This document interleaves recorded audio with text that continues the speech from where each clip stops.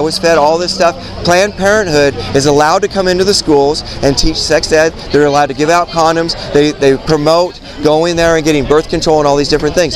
So do you not like sex education programs? Because I'm pretty sure the state does that. They participate. They help procure that program. In the schools? Yes. So you don't believe in Yes. educating teenagers about sex education? I believe that children should be educated, but I believe that children should be educated properly. And if you're having sex outside of the bounds of marriage, we must understand the implications that's going to happen because of that. So we want you to rightly understand, not just say, well, go do these things, and if you make a mistake, if you have sex outside of the bounds of marriage, it's okay to go to one of these places and murder your child. We don't believe that. What do you? Okay? I feel like you're making it black and white. Don't no one's just gonna get pregnant and then be like, oh whoops, I'm gonna go have no, ma'am. We have to start.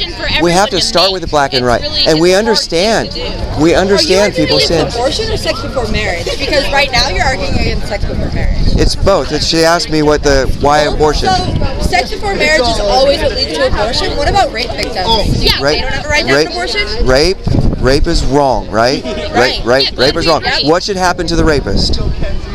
They should go to jail. He should go to jail or whatever penalty there is. The biblical penalty is execution. He should be punished. He should be executed for his sins, okay? Because that is justice. We're talking about two different things. We're talking about somebody who is innocent and taking their life. Like if somebody were to come in here and kill us or kill somebody right here, that is not justice. That is murder. But to go into a courtroom and have a judge say, you know what, you were seen murdering those children, so we're going to sentence you judicially, legally to this crime. What about like in the cases where the mother could possibly lose her life in the event that she is forced to have the child? 11-year-old in Alabama who got raped and she's So would you rather sacrifice the life of the mother than... We treat both as patients, okay? We don't just say... What if there is no choice between both? So are you a doctor? Right, so you'd rather choose either, so if that was the only case, abortion would be wrong? So you'd... I'm asking you. If that was the only case, if it was only the case of an 11-year-old who somehow we had this knowledge that 2 months from now her life was going to be in danger, so she should be able to kill her child. If that was the only case, would abortion be wrong? No, because it never is. Right. See, that's what it is. You want to go to that extreme case just to say, right, it is an extreme case because you don't know, the future, and you don't know what this 11-year-old can or can't do. We're not like predicting the future in science. A body of an 11-year-old can't have a child. 11-year-olds have had children.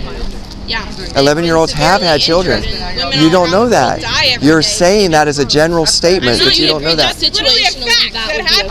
No, I don't believe killing a child in any context is okay. No killing of any human being is okay. In rape situations, you're saying that a woman will be less traumatized if she carried a child of her rapist, someone who has ruined her life, and that her life would somehow be better if she didn't have an abortion and instead raised the child, had to confront her rapist every day. Have you heard of Anna Ritchie?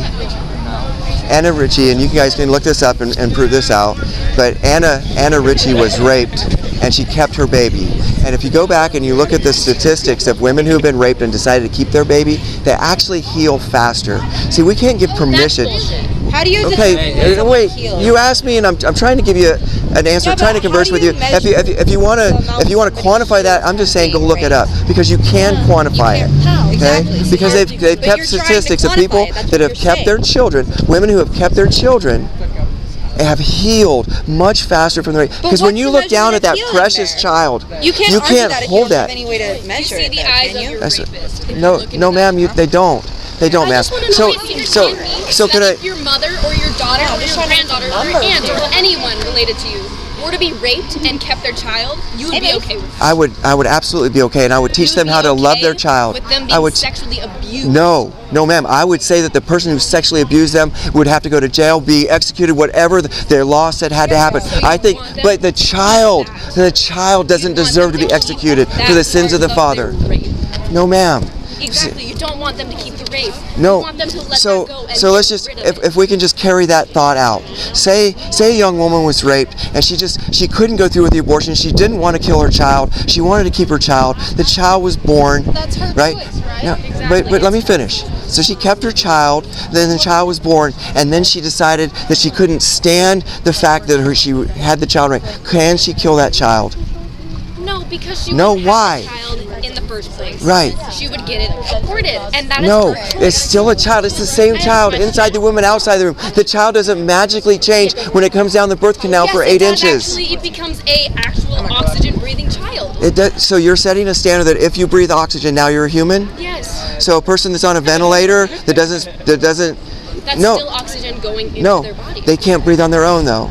Still oxygen. So, but you're setting a standard here that we have to say if a person is this or does this, and that's what we've done throughout the ages. We did that here during slavery in America. We said if your skin is the wrong color, then we're allowed to do these things to you, and we can't do that because the standard of God says each one of us is on equal footing, equal rights for all human beings. I don't care the color of your eyes, your skin, your hair, how tall, how short, your education. All human beings have the exact same rights. Okay, can I interject Whether there, sir? whether you're in the womb or not.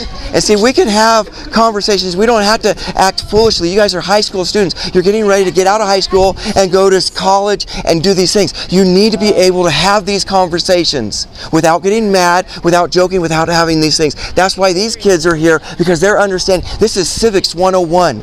So you have the right to go out into public. Remember, America was founded as a republic, which means the minority, those among us who are the smallest in class, have the right to go vent and have their opinion. That is why slavery is no longer a thing, because the minority, that's why the minority rose up. We're not, Roe v. Wade, those of pro-choice are not in the minority. I wish they were, but they're not. For 45 years since Roe v. Wade, 60 million babies have been murdered. Can I interject, sir? Yes, sir. So I have a question. Do all three of you, and this is open to both all of you, do you all believe exactly word for word what is in that pamphlet? In what pamphlet? In that pamphlet that you are handing out to students right here. Yes. Wait, I have a question. You guys want one of these to look at later? Do you believe that, sir? That word for word, and I already have one. Thank Okay. you. Do you believe in that pamphlet that everything in there Sorry. is true, and it's a belief that you See? that should We can grow up. that you should believe by it? Okay, let me get. Sorry. So, do we believe every? Do you believe in that pamphlet? We believe that this pamphlet has truth in it. Yes. Do you believe that? So My question is this. So, the whole idea of like separation between church and do you state guys Doesn't believe- exist. doesn't exist. No.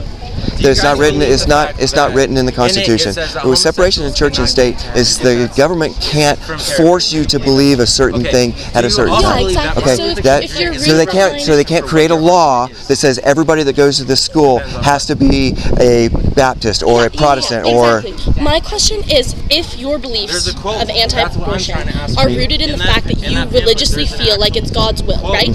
from one- How can you enforce that religious belief on everyone else? Because every How is law, that legal?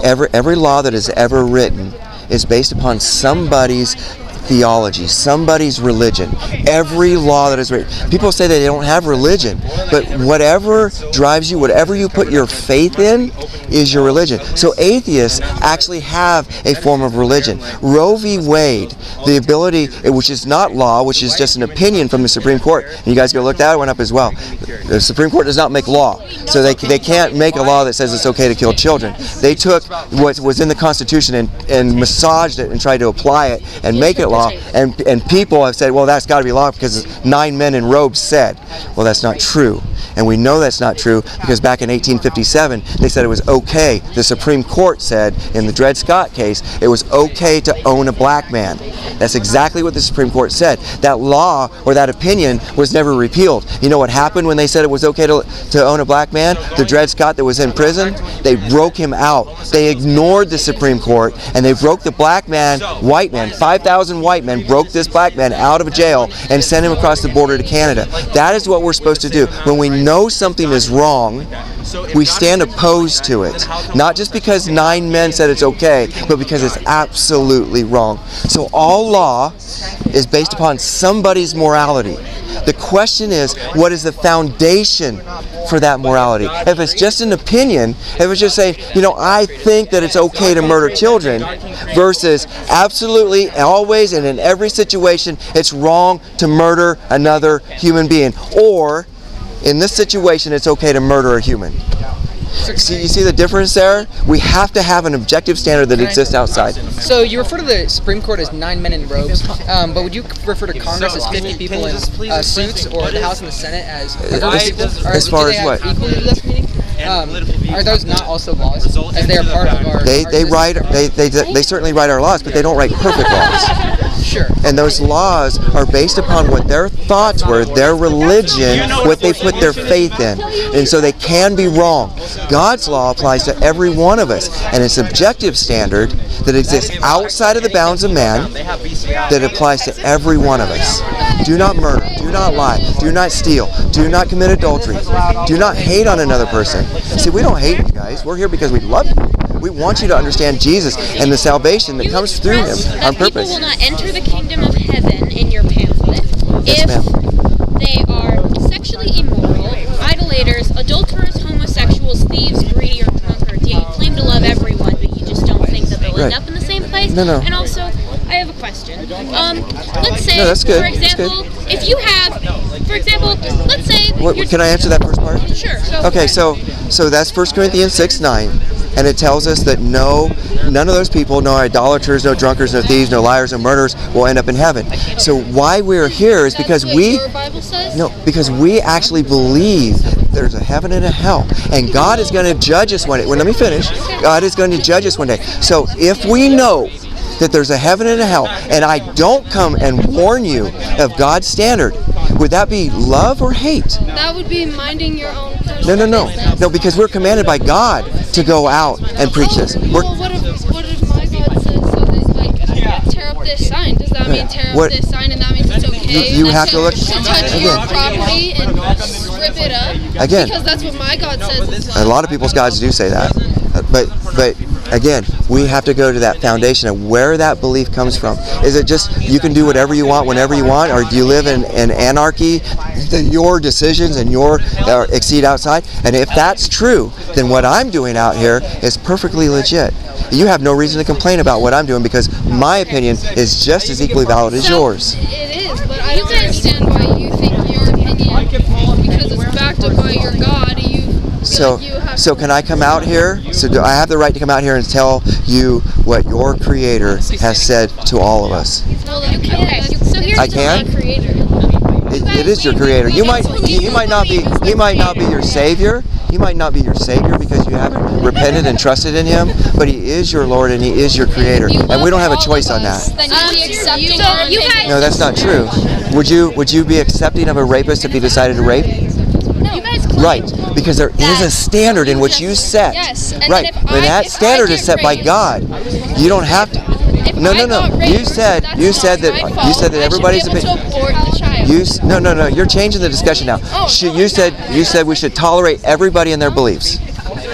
So if a rapist believed that raping women was okay, you should tolerate that. That's not a belief. It is a belief. It is absolutely a belief. He believes that is. How do you know? Between a belief and a disbelief. I really enjoyed listening. Right on.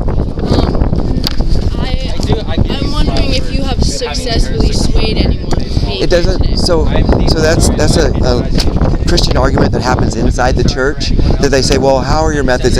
Are you saving anybody? Are you doing anything? And ma'am, what the Bible says in Matthew 28, it says, go into all the world, making disciples, baptizing them in the name of the Father, Son, and Holy Spirit, teaching them all I have commanded. So my job is not to convert anybody.